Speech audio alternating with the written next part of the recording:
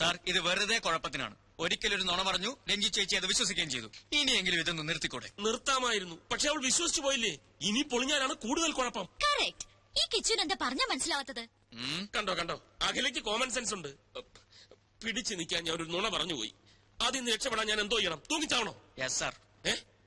ഞങ്ങളിപ്പോ എന്താ ചെയ്യേണ്ടത് സാറ് പറ. ഒരൊറ്റ മണിക്കൂർ നേരത്തെ കാര്യം. നാളെ രാത്രി ഞങ്ങൾ രണ്ടുപേരും നിന്റെ വീട്ടിൽ ഡിന്നറിന് വരുന്നു.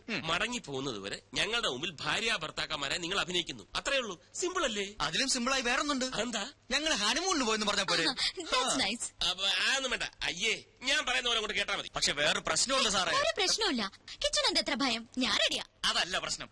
എന്റെ വീട് കണ്ട ഒരു വിവാഹിതന്റെ വീടാണെന്ന് പറയേയില്ല. അതെന്താ നിന്റെ വീട്ടിന് മുമ്പിൽ എഴുതി വെച്ചിട്ടുണ്ടോ ഞാൻ വിവാഹിതനല്ലേ എന്ന്? അങ്ങനെ എഴുതി വെക്കേണ്ട ആവശ്യമില്ലല്ലോ സാർ. ഒരു ഡൈനിങ് ടേബിൾ ഇല്ല, ഒരു അലമാരി ഇല്ല, ഒരു സോഫ സെറ്റ് ഇല്ല, ഒരു വാഷിംഗ് മെഷീൻ ഇല്ല, പിന്നെ ഒരു ടി വി ഇല്ല, ഫ്രിഡ്ജ് ഇല്ല, കിച്ചൺ വെസൽസ് ഇല്ല. അയ്യോ, പിന്നെ മെയിൻ ഐറ്റം ഒരു ഡബിൾ കോട്ട് ബെഡ്. നിങ്ങൾക്ക് കിടന്ന് ഇങ്ങനെ. എന്നാ പിന്നെ ഒരു കൊച്ചിനെ കൂടെ വേണ്ടിയില്ല. എന്താന്ന് വെച്ചാ വാങ്ങി ഞാൻ ഡബിൾ കോട്ട് വേണ്ട. അയ്യോ, രഞ്ജു ചേച്ചി ചോദിച്ചാൽ ഞാനെന്ത് പറയും? ഡബിൾ കോട്ട് റിപ്പയറിന് കൊടുത്തിരിക്കാന്ന് പറഞ്ഞാൽ മതി. ചെല്ലി ഒരു ഡബിൾ കോട്ട്. എന്തെല്ലാം പുലിവാല ദൈവമേ.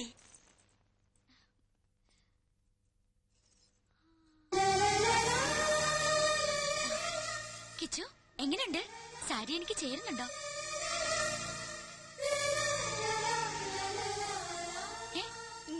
ഈ വേഷത്തിൽ താൻ സുന്ദരിയായിരിക്കുന്നു. അല്ലെങ്കിൽ ഞാൻ സുന്ദരിയല്ലേ? എന്നല്ല, ഇപ്പൊ കണ്ട ഒരു നവവധുവിനെ പോലെ തന്നെയുണ്ട്. അയ്യേ, ഇതൊന്നൊരു വേഷം കിച്ചു. പുതിയ ഷർട്ട് ഇട്ട് നിൽക്കാൻ ഞാൻ പറഞ്ഞതല്ലേ. ഇതൊക്കെ എന്തിനാ ഇവിടെ വാങ്ങി വെച്ചിരിക്കുന്നത്? ഇതൊക്കെ മതിയെന്ന്. പോരാ, അഖിലയുടെ ഹസ്ബൻഡായി അഭിനയിക്കാൻ ഇത്രയും ഗ്ലാമർ പോരാ. ഊരിക്കേ. ഇനി ഇത് അങ്ങോട്ടിട്ടെ.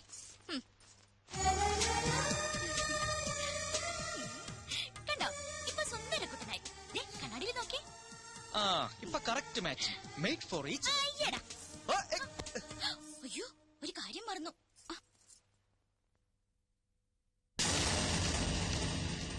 അത് വേണ്ട. ഒരു പെണ്ണിന്റെ നെറുകയിൽ ആദ്യമായി സിന്ദൂരം അണിയിക്കേണ്ടത് താലി കെട്ടിയ പുരുഷനാ. ആ പാവത്തിന്റെ ചാൻസ് നഷ്ടപ്പെടുത്തണ്ട.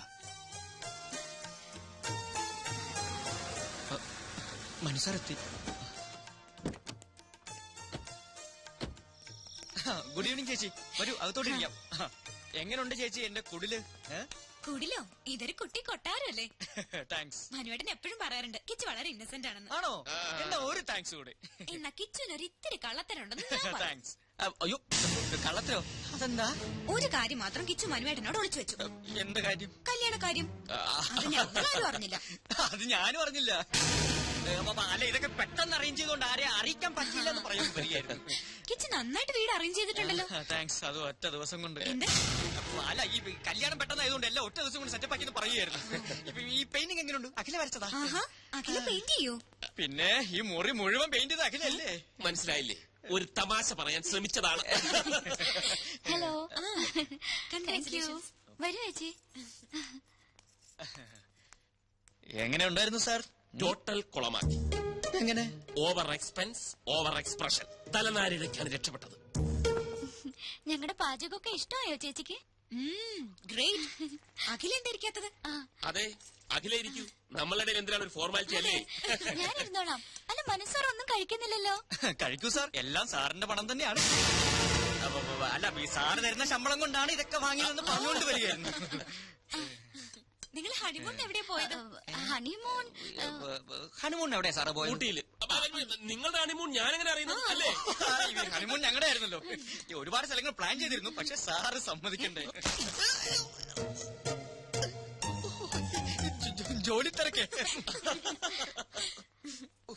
കല്യാണം കഴിഞ്ഞ സ്ഥിതിക്ക് അഖിലേനി മോഡലിംഗ് ഉപേക്ഷിക്കോ? ഉപേക്ഷിച്ച മനുസാർ കൊഴിയില്ലേ? അല്ലേ സാറേ? അതെ അതെ, അഖില കമ്പനിയിലെ ഏറ്റവും നല്ല മോഡലല്ലേ?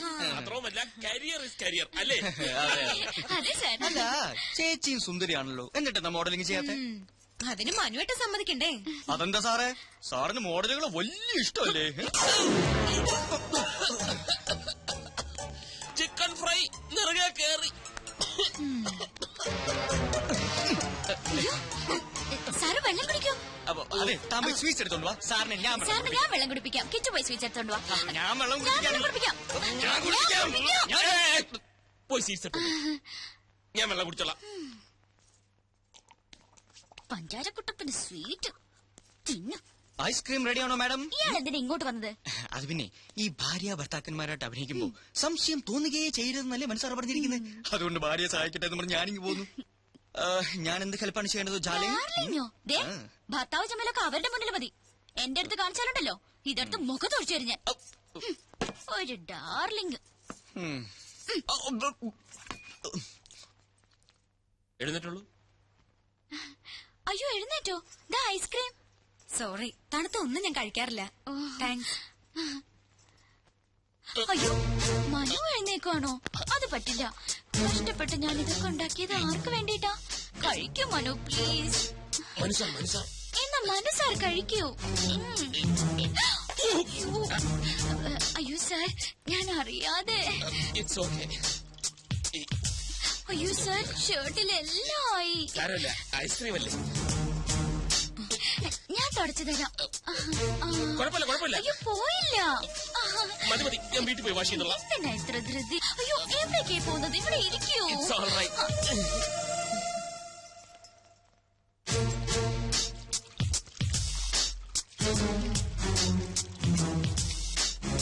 പോയോ? ഇനി എപ്പോഴാ കാണുന്നത്? നിക്കൂന്നേ.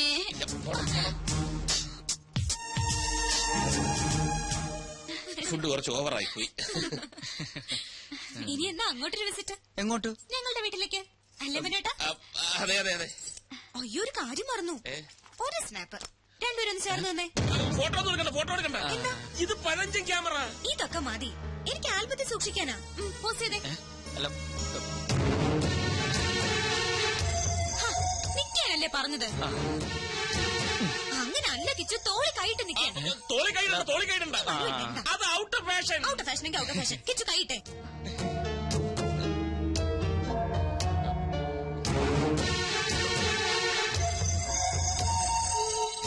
തോളി കൈയിടാൻ. Smile please.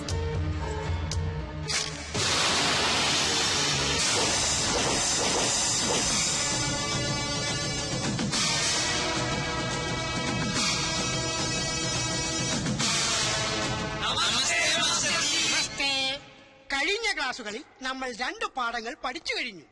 അത് ഏതൊക്കെയാണെന്ന് ആദ്യം ശിവം പറ. മാല പൊട്ടിപ്പ്. സത്യം പറ. സത്യമനോശനെ അതിലാദ്യം പഠിച്ചത്. അതല്ല, ഇനി സത്യം പറ. തെളിച്ചു പറ. പിടിച്ചു പറീ. അപ്പോ MTS കോഴ്സ് നിങ്ങൾ വിജയകരമായി പൂർത്തിയാക്കിയിരിക്കുന്നു. Master of astrological studies. കളവ്, ചതി, പിടിച്ചുപറി, കിഡ്നാപ്പിംഗ് എന്നീ മേഖലകളിൽ നിങ്ങളുടെ പ്രാവീണ്യം തെളിച്ചു കഴിഞ്ഞിരിക്കുന്നു. ഇനി നിങ്ങൾക്ക് ധൈര്യമായി ഫീൽഡിൽ ഇറങ്ങാം. അവസാനമായി എനിക്കൊന്നേ പറയാനുള്ളൂ. കളം ഏതായാലും കളവ് നന്നായാൽ മതി. Good bye. ഇനി നമുക്ക് പിരിയാം. സത്യ, ശിവ, നിങ്ങൾ എന്നെ ഇട്ടേച്ച് പോവുകയാണോ? എന്റെ ശിക്ഷകടങ്ങളിൽ ഏറ്റവും മിടുക്കന്മാരാണ് നിങ്ങൾ. ഈ സ്ഥാപനം ഇനി നടത്തേണ്ടത് നിങ്ങളാണ്, അല്ല നമ്മളാണ്. സത്യൻ, ശിവൻ, സുന്ദരൻ എന്ന പുണ്യനാമത്തിൽ നമ്മൾ ഇനി അറിയപ്പെടും. ഓക്കെ. കനകത്തിന് കവിത നിറയും കലവറ. ചുങ്കത്ത് പ്രിൻസ് ജ്വല്ലേഴ്സ്. ഹായ് കിച്ചു. നിക്കുന്നേ, എങ്ങോട്ട് വലിയ തിരക്കില്ല. അല്പം തിരക്കുണ്ടോ? നിക്കുന്നേ. എന്താ ഭാര്യയോട് പിടക്കാണോ?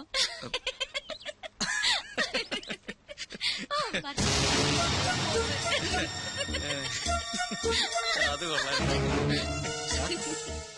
ഡൽഹിന്ന് ഫാക്സ് വന്നിട്ടുണ്ട്. 7 സീസിന്റെ കോൺട്രാക്ട് കൺഫേം ആക്കിന്ന്. അതൊന്നും പറഞ്ഞ പറ്റില്ല. എങ്ങനെയാലും അത് ശരിയാണ്. സാറ് വേറെ എവിടെയോ ആണല്ലോ. വർമാജി, പണവും നേരവും പാഴാവുന്നതല്ലാതെ ഒരിക്കലും ഇവളൊന്ന് പിടിതരുന്നില്ലല്ലോ. അതാ പെങ്കൊച്ചിന്റെ കുഴപ്പം കൊണ്ടൊന്നല്ല. പിന്നെ അന്നപൂർണേശ്വരി ശാപം കിട്ടിയ ഒരു മുനിയുടെ കഥയുണ്ട്. ഇഷ്ടഭക്ഷണങ്ങളെല്ലാം മുന്നിലെത്തും, പക്ഷെ ഭക്ഷിക്കാനുള്ള യോഗമില്ല. ഇങ്ങനെ തൊടാതെ ഇങ്ങനെ തൊട്ടാ മതി. കാര്യം എന്നാ അങ്ങനെ തൊടാം. രാവിലെ ഷൂട്ടിങ്ങിനായി കൊച്ചിങ് വരും. അപ്പൊ സാറ് തിരക്കില്. സാറ് ഫ്രീ ആവുമ്പോ കൊച്ചു ഹോസ്റ്റലിലെത്തും. പിന്നെങ്ങനെ? തെളിച്ചു പറ. ഞാനൊരു പ്ലാൻ പറയട്ടെ. ഒരു ഔട്ട്ഡോർ ഷൂട്ടിംഗ് പ്ലാൻ ചെയ്തൂടെ? ഇതിന്റെ ബാക്കി വല്ല ഊട്ടിയിലോ ബാംഗ്ലൂരിലോ പോണ്ടിച്ചേരിയിലോ മറ്റോ. അതാവുമ്പോ പെങ്കൊച്ചി 24 മണിക്കൂറും സാറിന്റെ കയ്യിൽ തന്നെ ഇരിക്കും. വർമാജി, ഓ, thank you very much. Great idea. Akhila, താൻ വളരെ ലക്കിയാണല്ലോ. എന്താ മനു? അഖില ചെയ്ത ആദ്യത്തെ ആഡ് തന്നെ നോർത്ത് ഇന്ത്യയിൽ ക്ലിക്കായി. പ്രഷസ് കണ്ടപ്പോഴേ കമ്പനി സാറ്റിസ്ഫൈഡ് ആയിരുന്നു. ഇപ്പതാ പുതിയ ഓഫർ. പക്ഷെ ഇത്തവണ ഫ്ലോറിലായിരിക്കില്ല, ഔട്ട്ഡോറാ. പോണ്ടിച്ചേരിയാ കമ്പനിക്ക് താല്പര്യം. ഞാൻ ഓക്കെ പറഞ്ഞു. നാളെ തന്നെ പുറപ്പെടണം. അല്ല, ഇത്ര പെട്ടെന്ന് പോണോന്ന് പറഞ്ഞാല് പിന്നെ ഞാനും അത് ചോദിച്ചു. പക്ഷെ ഇമ്മീഡിയറ്റ് റിലീസ് വേണമെന്നാണ് കമ്പനി പറയുന്നത്. അല്ല, എന്നാലും ഇയാളെല്ലാം പോയി അറേഞ്ച് ചെയ്തേ. പോയെ രോഗി ഇച്ഛിച്ചതും പാല്, വൈദ്യൻ കൽപ്പിച്ചതും പാല്. അതുപോലെ ഇപ്പൊ അല്ലേ? മനസ്സിലായില്ല. ഒഴിവ് കിട്ടുമ്പോ അഖിലയും കൂട്ടി ഒരു ട്രിപ്പ് അടിക്കാമെന്ന് 2-3 ദിവസമായി ഞാനും ആലോചിക്കായിരുന്നു.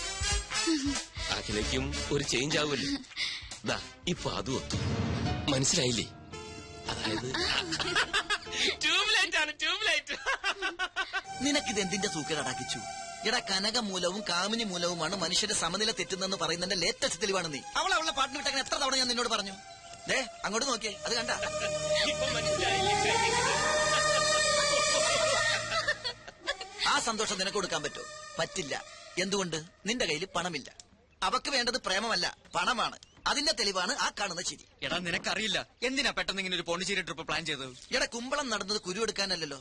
പക്ഷെ നമുക്കെന്ത് ചെയ്യാൻ പറ്റും? നമ്മളൊക്കെ വെറും കോമാളികളാ, സർക്കസ് കൂടാരത്തിലെ ജോക്കർ. എടാ, പൂജ്യത്തിന് സ്വന്തമായിട്ട് വിലയില്ല. അത് 1-നോടോ 10-നോടോ 100-നോടോ ചേരുമ്പോ അത് 10ആയും 100ആയും 1000ആയിട്ടൊക്കെ മാറും. അതുപോലെ നമ്മളൊക്കെ വെറും വട്ട പൂജ്യം, വെറും വട്ട പൂജ്യം. അവന്മാര് പറയുന്ന ഒന്നും കാര്യമാക്കണ്ട. ഇനി 2 ദിവസത്തെ ഷൂട്ടിംഗ് അല്ലേ ഉള്ളൂ റജി. ഫിഷ് ഫ്രൈ ഒന്നും കൊടുക്കണ്ട, ഫിഷ് കറി കൊടുത്താൽ മതി.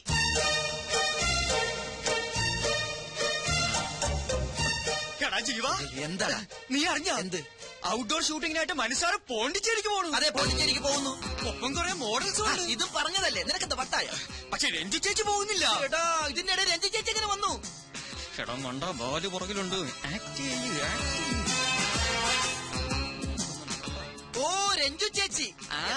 ഔട്ട്ഡോർ ഷൂട്ടിങ്ങിനായി മനസ്സാറ് നാളെ പോണ്ടിച്ചേരി പോകുന്നു. ഒപ്പം കുറെ മോഡൽസും. അതിനിടെ രഞ്ജു ചേച്ചി എന്തിനാ? എടാ ജീവ, എന്നാലും മനസ്സാറ് മോഡൽസ് മാത്രം രഞ്ജു ചേച്ചി എങ്ങനെ പറഞ്ഞു? അതൊക്കെ മനസ്സാന്റെ പേഴ്സണൽ കാര്യങ്ങളല്ലേ. ആ ട്രിക്ക് രഞ്ജു ചേച്ചി അറിയാതിരിക്കുന്നല്ലേ നല്ലത്. പോണ്ടിച്ചേരിയിലോ കോയമ്പത്തൂരിലോ എവിടെ ആണെങ്കിലും പോട്ടെ. കോയമ്പത്തൂരല്ല, പോണ്ടിച്ചേരി. പോണ്ടിച്ചേരി എന്ന് പറയുമ്പോ പോണ്ടിച്ചേരിയിലേക്ക് പോകുമ്പോ അയാൾ പോയി പോട്ടെ. കേട്ട് കാണൂല്ലേ? കേട്ട് കാണും. അപ്പൊ ഇനി കഥ മാറും, ക്ലൈമാക്സും മാറും. നീ എന്താടാ എന്നെ വിളിച്ചത്? ജോക്കർ അല്ലേ? ഇപ്പൊ മനസ്സിലായോ ഈ ജോക്കർ വിചാരിച്ചാൽ കളി കൊഴുപ്പിക്കാനും കുഴപ്പിക്കാനും പറ്റുമെന്ന്? സമ്മതിച്ചിരിക്കുന്നു. അപ്പൊ മനസ്സാറിന്റെ പോണ്ടിച്ചേരി പദ്ധതി ഗോവിന്ദ.